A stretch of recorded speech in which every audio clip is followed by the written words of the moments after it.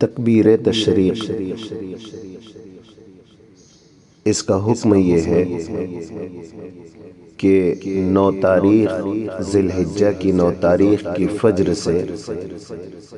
ذی الحجہ کی 13ویں تاریخ کی عصر تک ہر فرض نماز کے بعد ایک مرتبہ آواز کے ساتھ پڑھنا واجب ہے۔ وقت ہر فرض نماز کے بعد 9 ذی الحجہ کی فجر سے یعنی عید کے دن سے ایک دن پہلے یوم عرفہ کی فجر سے 5 دن تک یعنی 5ویں روز تک 9، 10، 11، 12،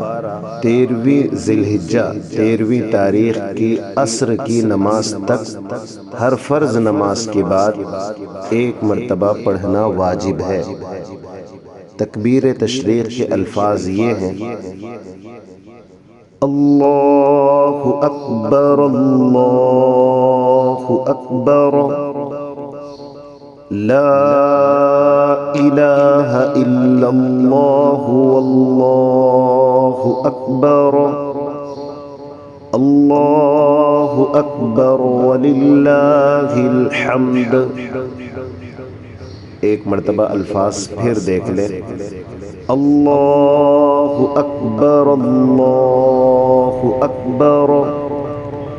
لا الہ الا اللہ واللہ اکبر، اللہ اکبر وللہ الحمد۔